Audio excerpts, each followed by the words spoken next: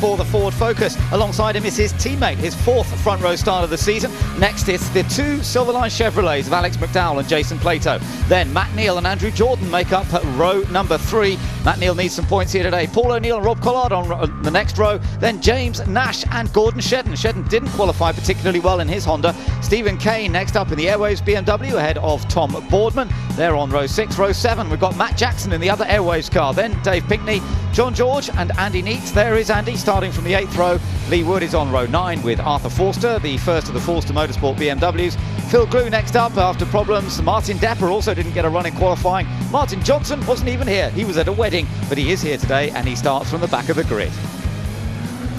Cars just moving around already, in fact, with this short lap that we've got to look forward to here to line up onto the grid in preparation for the start of this one. So a fascinating battle here. There is your championship leader then. He certainly had a good time out at Snetterton last time. 20 points advantage he's coming into this one. Yeah, it's a big advantage, and not only that, he had the best car there. Winning, don't forget, with maximum ballast and setting a fastest lap on lap 14 was an ominous sign for the competitors. Well, he won the second race of the meeting here last year, but there's Matt Neal, and he's got the work to do. He's only one place behind Jason Plato. He starts in 5th place. He's got this new engine, which certainly seemed to be working well, but he needs to take a victory, if possible, on one of the 3 races today to really reignite his championship chase.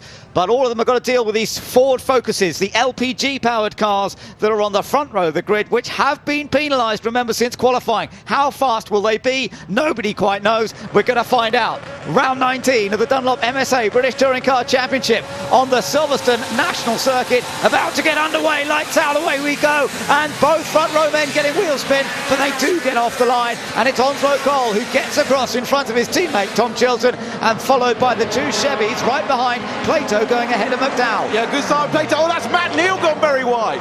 Very, very wide. Where's he off to? And he must have lost a bit of ground through doing that. The 2 Fords getting away in front. The 2 Chevrolets running in 3rd and 4th. Plato followed by McDowell. So will the Fords make a break? Andrew Jordan's next up in the Vauxhall with the turbocharged engine. And look at this little group. Paul O'Neill trying to get past Rob Collard. Yeah, it is Collard that made the good start, and I think may have had contact or a little bit of a push with Matt Neal in the first corner, and they're side by side now coming down to Brooklands for the first time. Now, how do the Fords up front run this? They've got to work together. Meanwhile, look at this gaggle of cars. Collard on the inside, O'Neill's in there, Stephen Kane's on the outside, Matt Neal on the outside trying to go round into Luffield corner.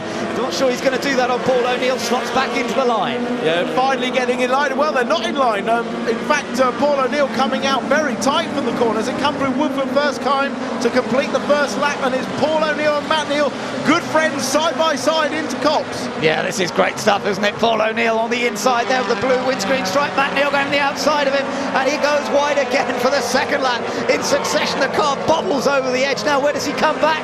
Is he still with Paul O'Neill? Not much to choose between them. Look at Andrew Jordan, meanwhile, the third of these 3 cars. He's tucked in behind those 2 Chevys, and he's flying. Yeah, that car was very quick in free practice, and we know that turbocharged NGT engine's very quick, but can he make his tyres last round this long race? Now, meanwhile, look at Andrew Jordan really getting on the attack, the 2 Chevys. McDowell going quite defensive there behind Jason Plato. And then this group of cars, Paul O'Neill, Matt Neal ahead of the 2 Airwaves BMWs. Matt Jackson lost his times in qualifying for a ride height infringement. That really hurt him, but he's fighting his way back now.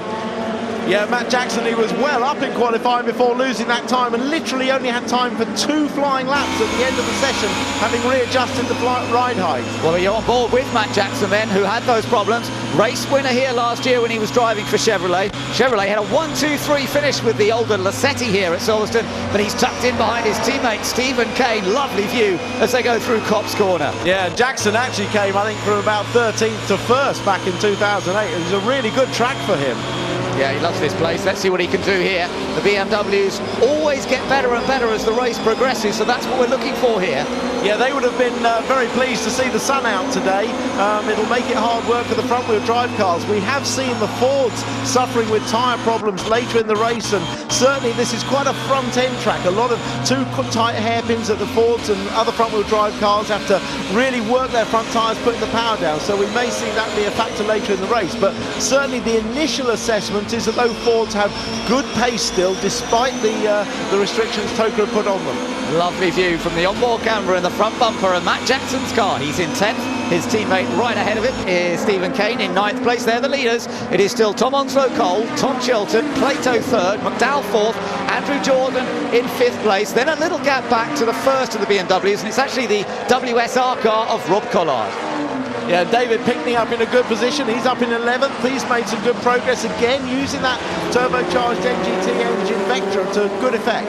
Yeah, Andrew Jordan again getting close to the back of Alex McDowell, and there's Collard. He's being chased by Paul O'Neill in the older BTCC spec Integra Type R, and there's a collection of Honda Type R cars here at Silverstone this weekend. I'm sure he'll be cheered on. Of course, we've got the Civic Type R in the hands of Matt Neal, who's struggling a bit in 8th place at the moment, and Matt Neal really needs to try and get past these guys. Yeah, he does, because every time he finishes a race behind Jason Plato and with cars in front, Jason is stretching that lead, and his team, as we heard, have been working very hard to get that new engine ready. They actually built 2 new engines, but one actually failed on the dyno. But Matt has that new engine. He's done a Sebastian Vettel and called on that new engine for this race. But there's only a few points between him and Shedden, so depending on what happens in this race, I don't know what will happen when we go to Shedden's home race next time at Knock Hill. Well, Shedden's way down in this race. He's 16th. Remember, he's really been fighting his way into the championship chase in the last few events, hasn't he? It's Snetterton and Croft, but it's not working for Shedden here. Meanwhile, watching Matt Neal in the middle of the group once again, all the way down in 8th place. Oh, and he bobbles over the curb there, and that's not going to help in protecting his position from Stephen Kane. No, it's vital to get a really good exit from Beckett's down this long straight, because otherwise you leave yourself very vulnerable to attack here into Beckett's, into Brooklands. Indeed, yes, and there could be overtaking here on board with Matt Neal, and he's tucked in behind Paul O'Neill in the older Honda Integra. Such a great car in British touring cars, and it's still showing its strength despite the number of years it's been racing. Of course, Matt Neal took his 2 titles in one of those Integras. He knows how good the car is, and he's still thinking of ways of passing as they come round to complete another lap. That is 5 laps completed. We're on to lap 6. The 2 Fords are very close up front, aren't they? Onslow-Cole and Tom Chilton, nothing between them. Look at it. Yeah, Onslow-Cole did have a bit of a gap, so he's obviously lost or made a little mistake on that lap.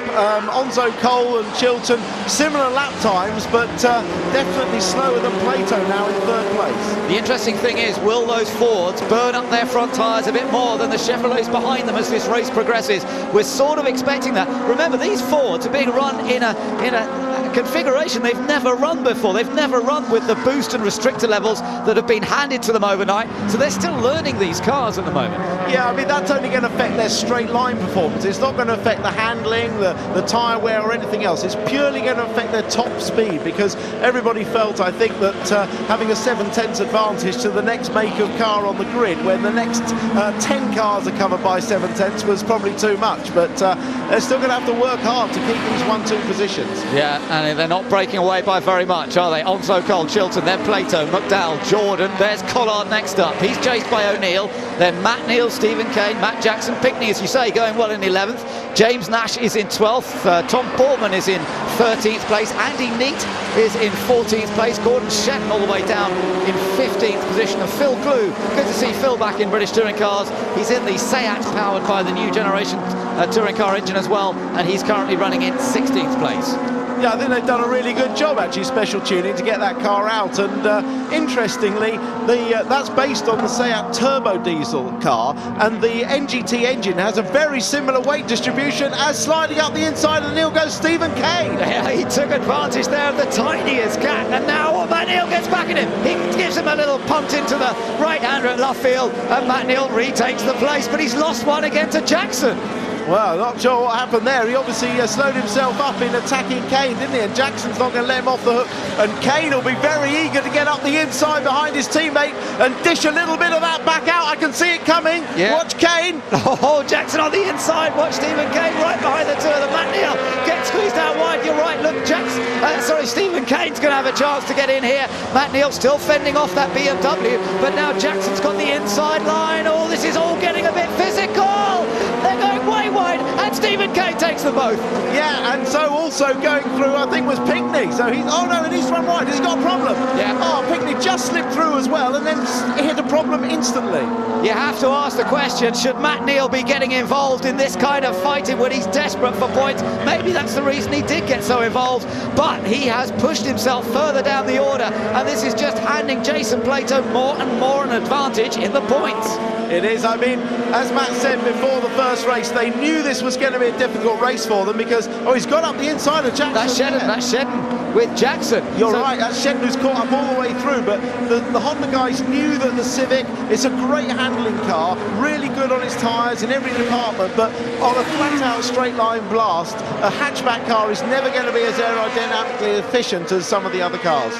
But Shedden has gained that place with Jackson having gone wide with Matt Neal on the previous lap. Shedden has now got up to 12th place. Take another look at this, Tim. Some of the on-board footage. This is on board with Neal coming in side by side with Jackson. They've run wide. They just both outbraked each other. There's Jackson out on the grass. Pinckney goes through but stops almost immediately. Maybe a broken drive shaft or something. It's brought James Nash into the top 10 now. There is Pinckney, as you say, going very slow. What a shame for David. He was on for another top 10 finish here by the looks of things, but that ain't going to happen now. He's going to have to hope for better luck in the next two races. Up front in this race, just to remind you, it's still the two Fords running 1 and 2. Not by that much. It's Tom Onslow-Cole from Tom Chilton. Jason Plato in 3rd place. Then Alex McDowell in 4th, with Andrew Jordan tucked in behind them in the Pertec car. And there are lots of Pertec guests here this weekend. In fact, there are guests for all sorts of the teams. It seems to be a big weekend for many of the teams, inviting sponsors along to see how they're getting along. And right now, Jordan tucked in behind McDowell. Then his gap back to the WSR BMW of Rob Collard, still under pressure from Paul O'Neill. Now, this is on board Matt Neal about a lap ago. Let's just see what was happening. He was battling with Paul O'Neill just ahead. Let's see, did somebody come down? We're going to see Stephen Kane, I think, come up the inside. There he is. Stephen Kane gets through. Matt immediately fights back. He's right there, gives him a tap here, pushes the rear-wheel drive car wide. But Matt, in doing that, ran wide himself, and then Stephen Kane came back. Yeah, now that was what started it all. So there was a bit of contact, interestingly, there between Kane and Matt Neal initially, and he was sort of having his own back, but... well, if you dish it out, you've got to take it back, haven't you? You do. But in a way, Matt shouldn't be getting involved quite so much because it's just costing him valuable points and places. Up front, it's still the two Fords. You're on board with the 3rd place car of Jason Plato as he chases those two Ford Focuses, the two LPG-powered cars with their turbocharged engines, which have been cut back this weekend, remember. And so let's see whether the Chevrolet is getting stronger. What about the relative lap times? Yeah, well, the drivers have been told they can't use that runoff area on the exit copse more than 3 times. Well, that's 3 times I've counted Jason, although 2 of them he'd probably argue he was pushed out wide. But they're going to have to watch that, otherwise Bob Kettleborough will be calling up to the naughty boys room. Yeah, interestingly up front, Chilton right up on the back of Onslow-Cole once again with the two Fords. They're probably not trying to fight too much because they know if they do, they'll slow themselves and they'll drop into the clutches of Jason Plato. And as you see, Plato really isn't that far behind. He only needs a tiny mistake from either of those Fords. Now, is Onslow pulling over? He might be, maybe to get the extra point for Chilton to lead a lap. Yeah. Perhaps that's what it's about, I don't know. Well, he certainly pulled over, didn't he? And there's Plato out again. Now, you've got to say that he's doing that deliberately now because he's running out wide almost every lap.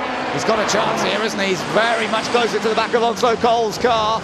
And Onslow-Cole has to take it fairly tight. And just look at the exit. Great run out of the corner from the Chevrolet. Now this is where we see the power, perhaps of the Ford, but it has been limited. And it doesn't sprint away, but it does just ease away still from the Chevy. Yeah, but a lot more equal than we saw at Snetterton, where the Ford was about 4 car lengths quicker down the straight. Yeah, absolutely right. So the adjustments seem to be working well at the moment as Onslow-Cole has to fight to hold on to 2nd place. Plato having a look on the inside for 2nd place. Well, what a fascinating place to get up the inside. Well, that is all about front tyre grip. I mean, Jason was able to turn tighter, maintain more minimum speed and just drive round the inside. Now Onslow-Cole has come back at him with a little bit of extra power on the exit, but that shows already that the Ford is suffering with working its tyres too hard. Yeah, so the Fords are struggling. And Plato using that line every lap now, he could be in trouble for that. Yeah, he's going to have to watch it. He gets a good run through Cox. Can he attack? As they come up towards Maggots, the left-hander into Beckett's, the tight right here, which leads them onto the Wellington straight. But Onslow-Cole driving very cleverly, very sensibly. He's been so impressive this season. It's not going to be easy for Plato to find a way through. But remember, it's the twiddly stuff coming up next, where the Chevy looks so strong.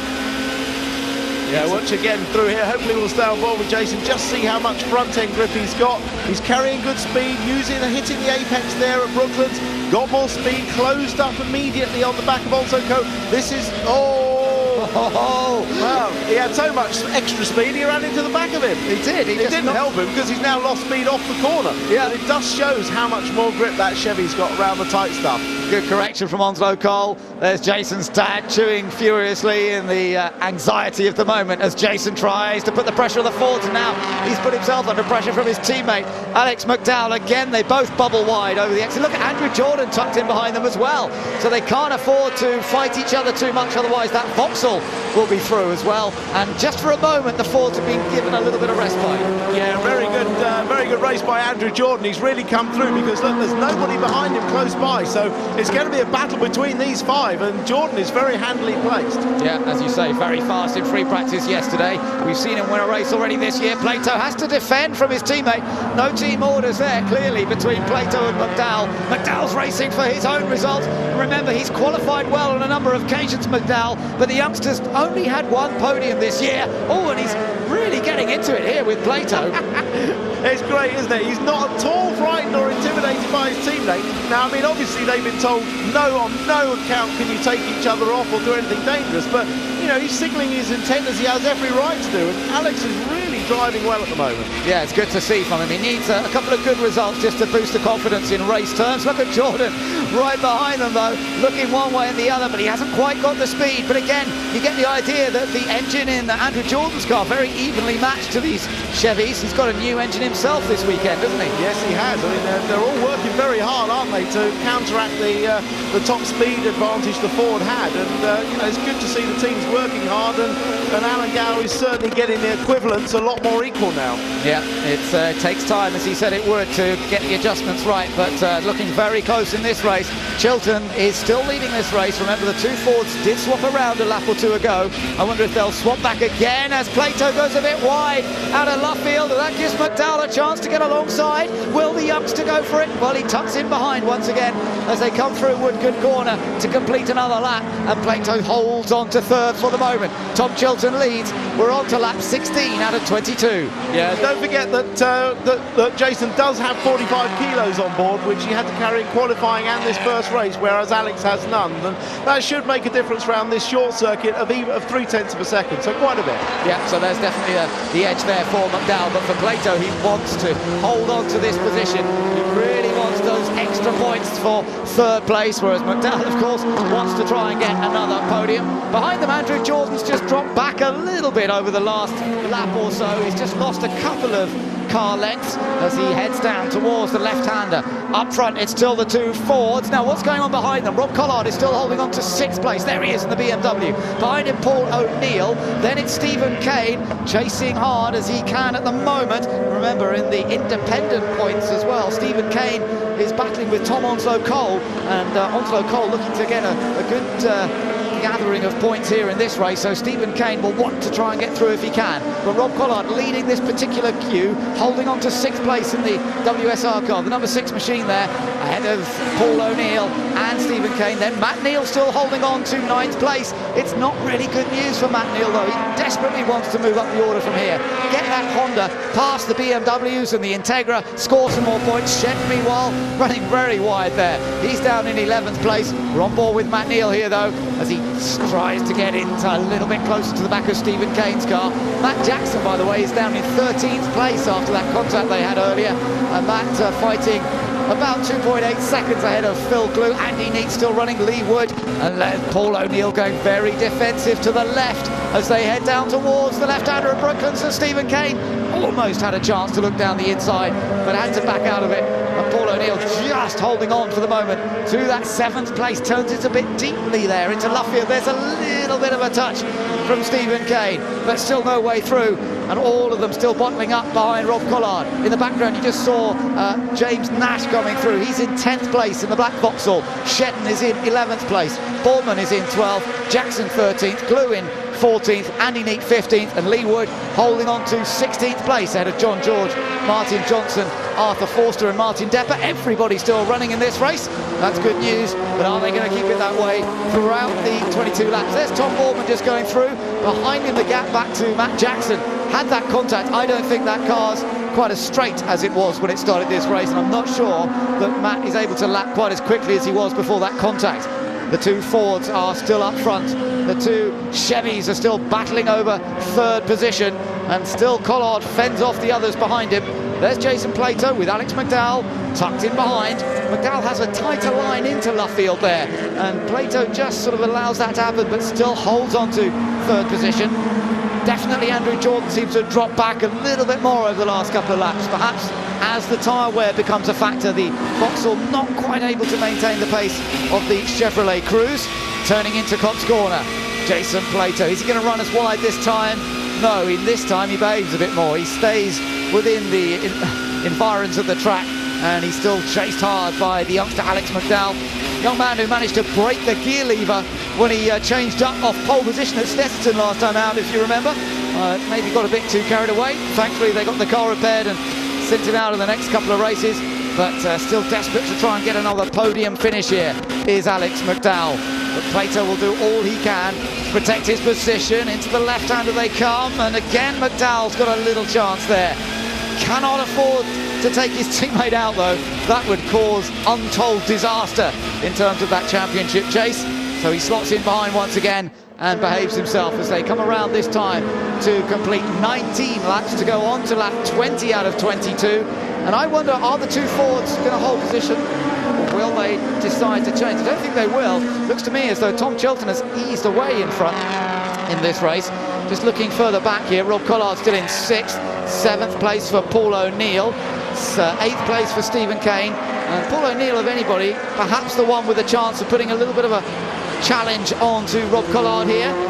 Matt Neal running wide once more through Cobb's Corner, or Shedden, sorry, in the background there is Matt Neal. He's still in 9th place. Shedden is in 10th place, so the two Hondas are pretty close to one another on track, but not as far up the order as they would have liked to have been. On board again with Matt Neal. Can he do anything here to find a way past Stephen Kane? They had that little bit of bumping and boring earlier on in the race, and now he wants to try and find a slot to get that under, and Kane was a little bit wide in there. Cuts back, there is contact, and there is a slide from the BMW. Chance here for Matt Neal to go around the outside. Can't quite do it. Gordon Shedden is right behind them, but he won't do anything to upset Matt Neal, his teammate, I'm sure, and he slots in behind once again. Coming around then, they complete another lap. 20 laps completed. We're on to lap 21 out of 22. 2 laps to go.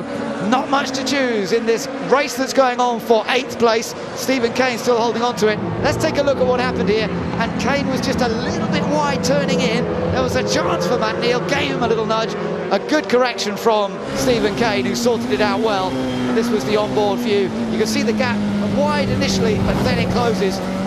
Really, there was never a chance of Matt Neal going through, and thankfully Stephen Kane was able to sort out the impending moment. So as they head down the Wellington Straight once more, Rob Collard is holding on to 6th place. It's been a solid, if unspectacular, run from Rob. He hasn't really been able to maintain the pace of the Chevrolets and of Andrew Jordan ahead, but he has been able to fend off this whole gaggle of cars behind him. So it's been a good solid performance. Oh, and again there's a nudge, and Stephen Kane is pushed wide, and Matt Neal is through. Matt Neal gets through this time, but there was definitely a little bit of bumper rubbing as they went into Luffield there, and Matt Neal takes full advantage of it. It puts him into 8th place. Vital points for Matt Neal, but he's got to do more than this if he's going to keep the pressure on Jason Plato. This is how it looked from the onboard. Quite a long way back as he comes out of Brooklands. Oh, a bit of a mistake. No, it wasn't contact. My mistake there. I apologise. No contact there. It was actually a mistake by Stephen Kane, and that's what allowed Matt Neal to go through. So Matt not making any contact that time. On to the final lap then. The two Fords of Tom Chilton and Tom Onslow Cole. Interestingly, Tom Chilton, having taken the lead from Tom Onslow Cole earlier on, was allowed to take the lead. We wondered if it was just for a point for leading. Tom Onslow Cole is actually the higher placed of the two in the championship, but it looks as though it might be Tom Chilton who's going to hang on to take the victory here, and it is going to be another win for Ford. The second win of the season for Tom Chilton as he takes victory in the Ford Focus. It's his 9th career win, the 4th win for Ford this year, an LPG gas-powered victory once more. Plato is 3rd, McDowell 4th, Jordan 5th, Collard is 6th, 7th place goes to Paul O'Neill, 8th goes to Matt Neal, 9th for Stephen Kane, 10th for Gordon Shedden. But it is the Fords that have come home with a 1-2 finish at last. Again, they've shown their speed despite being cut back yesterday with the turbo boost and with the air restrictor size. They have driven superbly here in this race, and it is Tom Chilton who has taken the victory. Onslow Cole settling for second, having handed the lead over to Chilton earlier on in the race. Onslow Cole carrying a little bit more, or a little bit of ballast compared to Chilton, but nonetheless Chilton having the win, and Onslow Cole with the fastest lap from lap number 3. But Plato, in terms of the championship, still looking very good. He finishes well ahead of Matt Neal, who was all the way down in 8th place there, and from Jason Plato's point of view, he'll be pretty happy about that. He fended off his teammate Alex McDowell, who was only a fraction behind him at the finish. There's Jason Plato's face, the concentration. He'll be happy with that though. He'll be satisfied. He might not have got past the 2 Fords, but he was next best, and it has further increased his championship lead over Matt Neal and over Gordon Shedden. Yes, it does allow Chilton and Onslow Cole to start closing the gap in the points a little bit, but they are quite a long way back and they've got lots more work to do. So he'll still keep the pressure on and say, oh, those Fords are too fast. But actually, when you look at it, that was a very even-handed battle. So let's just confirm the result then. It was Tom Chilton taking victory ahead of a 1-2 for Team Aon.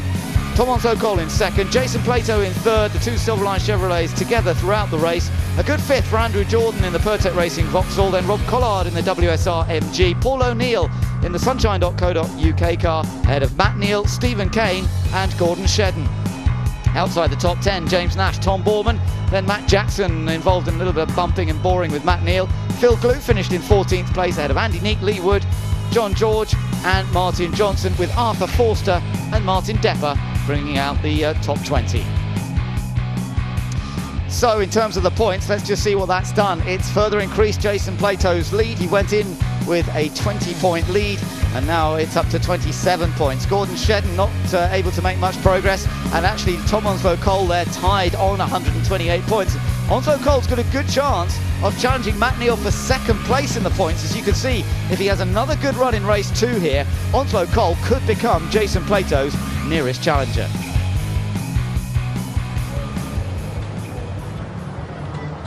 So good result that from Tom Chilton and Tom Onslow Cole.